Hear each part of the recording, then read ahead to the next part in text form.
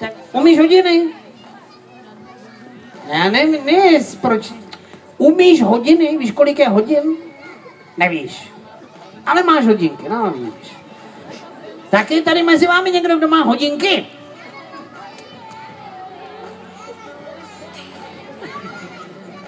Tady budu diskutovat s dětmi. Ty máš hodinky, tak pojď. Máme prvního dobrovolníka, který má hodinky. Pojď ke mně, tadyhle vylezeš, já ti pomůžu. Zatleskejte dobrovolníkovi. Jak se jmenuješ? Kristián. Kristiáne, počkej, tady já si na tebe vemu Magic Box. On to není ani Magic Box, je to spíš taková bedínka. Magic Box je zcela prázdný. Je v něm lauter prd. Lauter prd. Ale já, když řeknu magickou formuli čurry, murry, fuk, tak vyndám za kilo kreténa, mně to je úplně jedno. Já potřebuju, abys mi půjčil svoje hodinky. Tak, ukaž. Tyjo, to mi veme Nuen. Já chodím do tržnice k panu Nuenovi.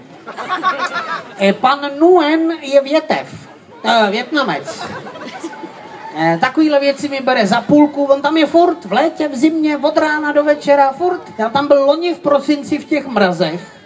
Nuen vohnutej, skládá tam ty svý cvičky, úplně holý záda. Já mu říkám, pane Nuene, nemáte išias? A on říká, nemám, zítra přivezu.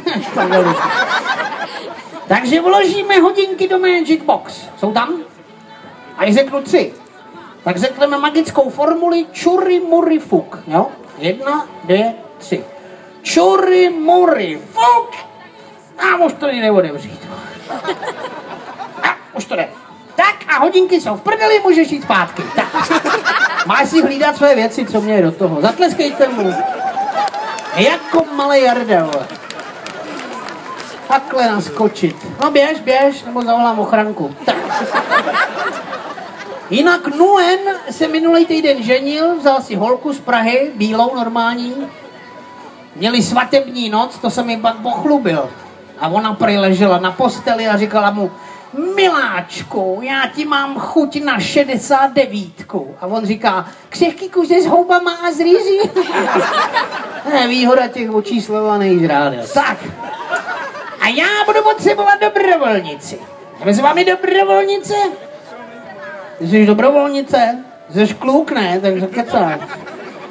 Dobře, tadyhle dobrovolnice, černá mandragora. Máme dobrovolnici, zatleskáme ji, pojďte k nám.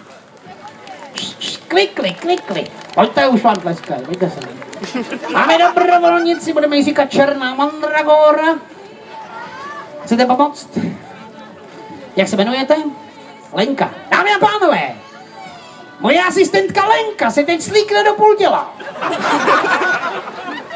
A já řeknu, protože Lenka nesnáší hluk motorové pily, přeříznu ji klasickým způsobem.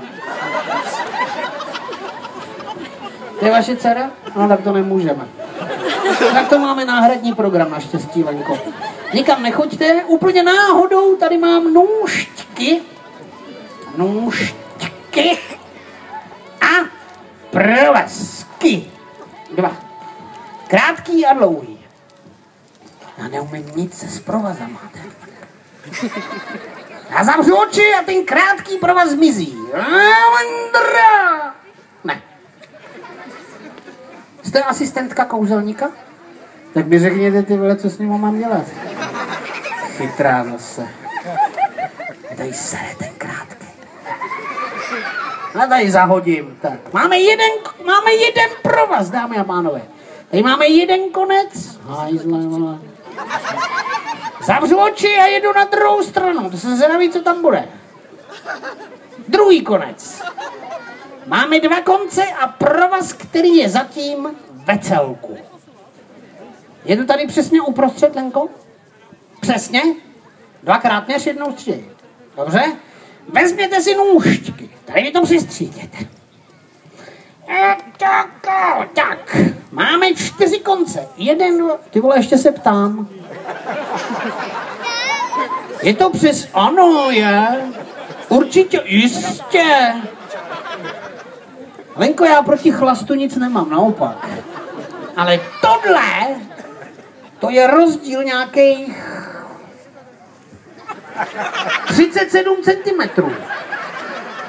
Nevadí, já to svážu, lepší je mít provázek ve celku, než na sračky, samozřejmě. Tam jsem si málem cvrknul do trioly.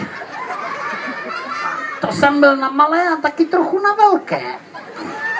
A nestihl jsem si sundat kalhoty. Tak je to pevné? Je to pevné jako bejk. Můžete to pustit, Lenko? Já si to namotám na ruku, vemu krátký provázek. To je pičovina. Nůžky si vemu. Tak, teď to rozmotáme. Ten uzel... Ty vole, čarodejnice. Čarodejnice Lenka! Jak se to dělá? Pak mi pomůžete chytit, to z ní musíme vymlátit, že tohle jsem nikdy nepochopil. Lenko, děkuji za spolupráci, čarodejnice Lenka. Tak a já budu potřebovat dobrovolnici, kterou naučím karetní kouzlo. A bude to ta krysa, která se smála Lence. Tak pojďte. Na tyhle ptáčky máme svoje háčky. Máme druhou dobrovolnici, tak pojďte. Zatleskáme jí. Pojďte k nám.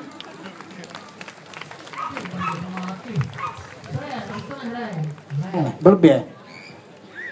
Tak, máme tady další dobrovolnici. Dobrý den, jak se jmenujete? Maruš, vy jste měla svátek 12. No jo. Koukám, máte taky stavební firmu na nechty? Tak. Maruš, naučím vás karetní kouzlo.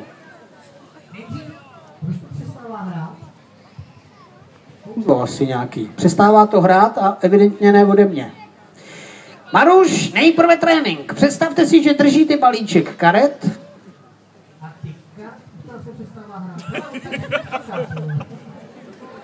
Hej! Pádluj od toho.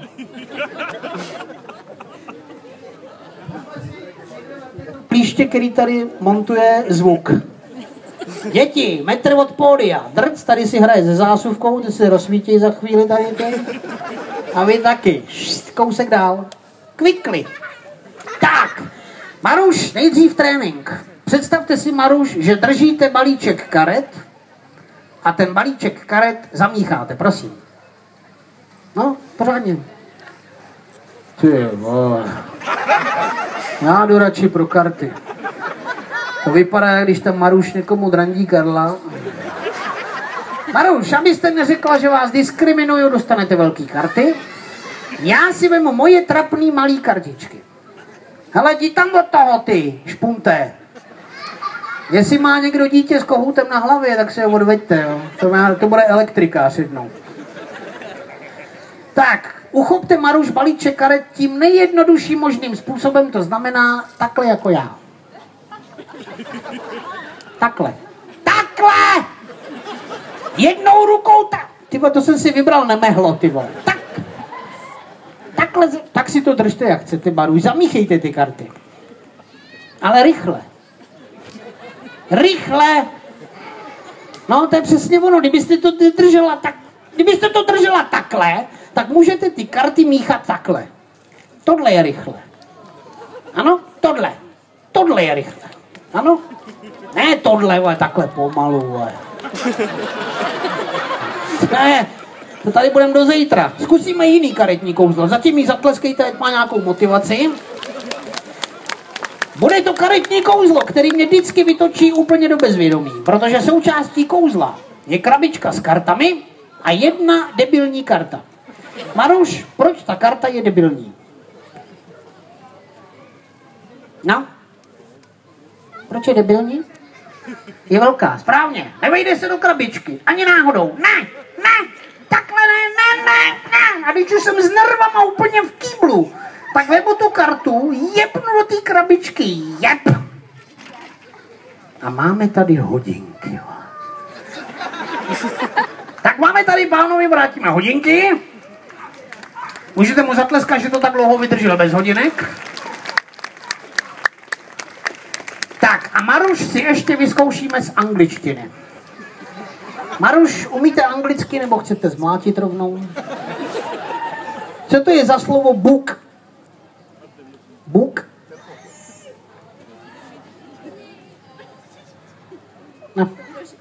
No, děti napovídají. Kniha. Co to je coloring book? Barevná kniha, jo? Pěkný. No. Malá nápověda, Maruš. Co je coloring book? Omalovánky. Umí dobře anglicky. Ano, dokonce to říkala s tím akcentem omalovánky. Ano, jsou to omalovánky. Jaké jsou to omalovánky? Dětské. No nevybarvený jsou. Jsou nevybarvený. Maruš dostane pastelky. Prosím? Nemusí je vyndavat, stačí, když všema těma pastelkama nad těma nevybarvenýma omalovánkama takhle uděláte a řeknete magickou formuli, to mi ho vyndej. Prosím.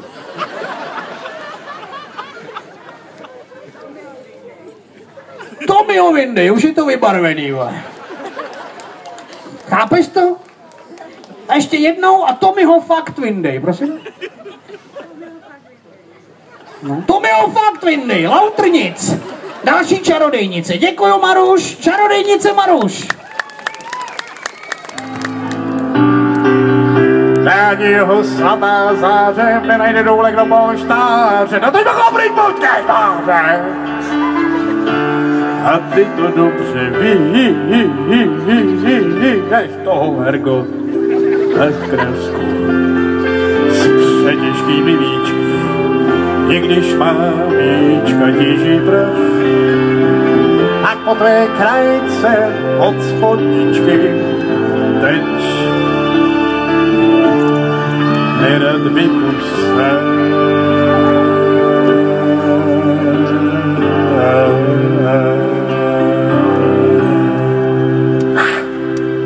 Azor.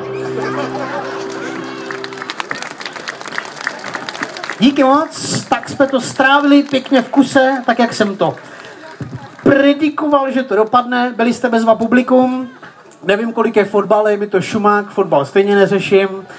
Všem, kteří dnes dorazili na tuto pěknou oslavu jídla, tak všem přeju hlavně hodně zdraví, zbytek si koupíme navzdory krizi. Čtěte Blesk, píšu jenom pravdu a někdy příště, buď tady u vás v Plzni, nejdříve 24. a nebo kdekoliv jinde, se všemi těším. Naschledanou. Mějte se parádně, čau.